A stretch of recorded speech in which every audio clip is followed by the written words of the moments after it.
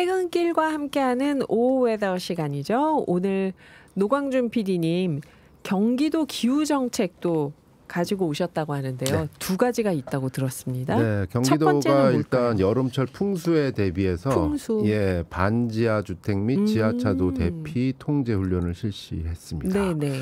이 반지하가 아무래도 경기도가 제일 인구가 많으니까 반지하도 가장 많겠죠. 예, 반지하 피해는 지난번 서울 강남 대홍수 때 있었죠 그때. 예, 참 그 답답한 소식이 전해졌는데 그 후로 이게 충격이 워낙 크니까.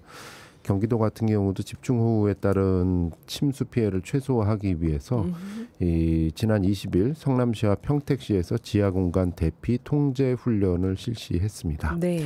훈련은 여름철 풍수의 인명피해 3대 유형이죠. 산사태, 하천, 지하공간 중 하나인 지하공간의 극한 호우를 가정을 하고 침수 취약시설인 반지하 주택과 지하차도 현장에서 주민 대피와 사전 통제를 중심으로 진행됐습니다. 네. 이 반지하 주택은 사실 지난 2022년 8월 집중호우로 서울 신림동에서 인명피해가 발생했던 대표적인 그랬죠. 취약시설이죠. 그때. 그때는 정말 이렇게 창살로 묶여져 있어가지고 이 보면서도 이렇게 어떻게 나가지 못하는 그런 안타까웠잖아요. 그랬죠.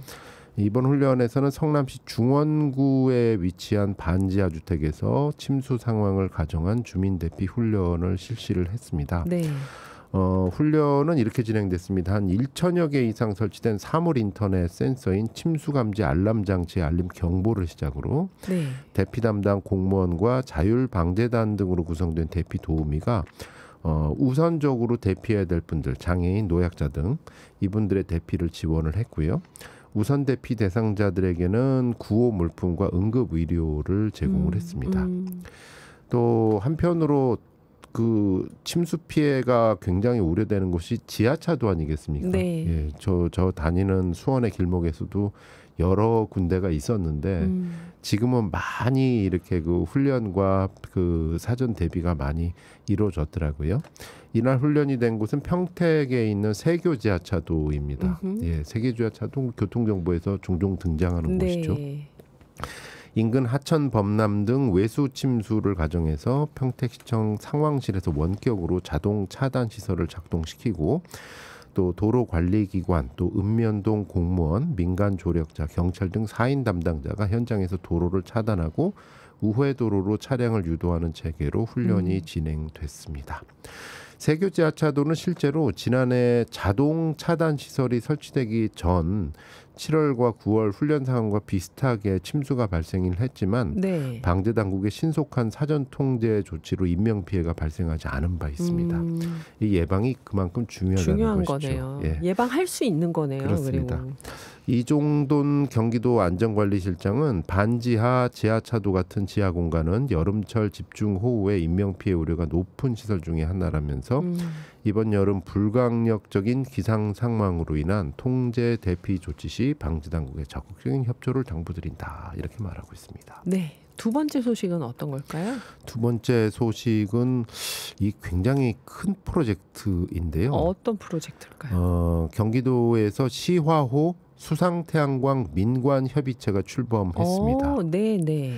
이 시화호 하면 어마어마하게 넓잖아요. 그렇죠. 예, 넓은데 사실 지난번에 새만금 전문가도 오셔서 얘기를 하셨지만 새만금을 어떻게 친환경적으로 활용을 할 것인가 할 때 가장 벤치마킹 모델로 삼는 게 시화호라고 하죠. 네. 시화호도 사실은 수질 문제가 굉장히 우려가 됐었고 예. 논란이 많았었는데 시화호의 일부 공간을 조력 발전을 하면서 사실은 세계 최대 규모의 조력 발전소가 있는 곳이 시화호입니다.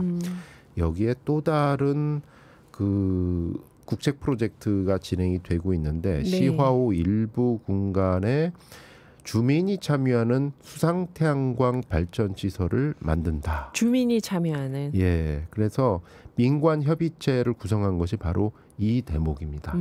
어떤 기업체 중심으로 가는 것도 아니고 네. 주민들이 참여하는 주민형 태양광을 요곳에 설치를 해서 대신 네. 환경 영향 평가를 철저히 하면서 여기서 나오는 재생 에너지를 갖고 아리백에도 활용할 뿐만 아니라 네. 여기서 나오는 발전 수익을 주민 소득으로 이루어진다. 주민소득. 이것이 이제 시와호 수면을 활용한 태양광 설치와 관련된 여러 다양한 이해관계자들이 함께 모여서 주요 현안을 논의한 사항인데요. 네. 사실은 예전부터 이제 재생에너지 발전 사업을 원하는 업체들은 시와호를 꾸준히 노크를 했어요. 근데 네. 이제 이해관계자들이 굉장히 다양합니다. 많아서. 여기는 경기도뿐만 아니라 지자체 간의 이해관계도 굉장히 다르고 있고요. 네. 공공기관끼리의 어떤 이해관계도 굉장히 다릅니다. 관리의 부분 다르고 또 지역 주민들의 의견도 달랐었고 협의회에서는 하나의 테이블에 지역 주민 대표, 시민사회단체, 전문가, 관계, 행정기관 모두 18명으로 협의체를 구성을 했고요. 네. 향후에 정례적인 회의 운영과 실질적인 현안에 대한 논의를 통해서 투명하게 의사결정 구조를 구축해 나가겠다. 이런 운영의 기본 방향을 정립했습니다. 아유, 그건 진짜 수도권 전체 전국으로 따져도 엄청난 규모의. 이게 만약 시화호의 수상태양광 모델이 네. 사실은 지금까지는 수상태양광이 일부 사례가 있었는데 가장 큰 이유가 주민 반발이었거든요. 네. 왜? 그러니까 물론 그 공유 수면이기 때문에 주민의 자산이다라고 법적으로는 좀 이해관계를 달리 할 수 있지만 네. 사는 주민 사이에서는 아니 우리한테 어떤 이익도 주지 않으면서 언제 물어봤다고 다 저기다 가져가냐? 태양광을. 네, 뭐 이런 식으로 됐고 거기에 명분이 수질 오염되는 거 아니냐? 여러 가지 어떤 환경 영향 평가했느냐 이렇게 논의가 갈등이 됐는데요. 이거는 물론 주민이 참여하긴 하지만은 환경 영향 평가를 철저하게 밟을 예정입니다. 네. 경기도는 이번 협의회 출범에 앞서서 지역사회의 신뢰 속에 찾아가는 주민 설명회를 모두 16번을 개최를 했어요. 공개 토론회를 통해서 지속적으로 소통을 해왔고 또 이해관계자가 굉장히 많습니다. 한국수자원공사, 안산시, 화성시, 시흥시 이런 관계기관과 실무협의체를 구성을 해서 협력 기반을 착실히 다졌습니다. 차성수 경기도 기후환경에너지국장은 시화호가 환경적, 역사적으로 상징성이 큰 공간이기 때문에 이번 시도 역시 의미 있는 계기가 됐으면 좋겠다. 열린 소통을 통해서 공공 거버넌스의 모범 사례로 만들어가겠다. 이렇게 말했습니다. 네. 감사합니다. 노광준 PD였습니다.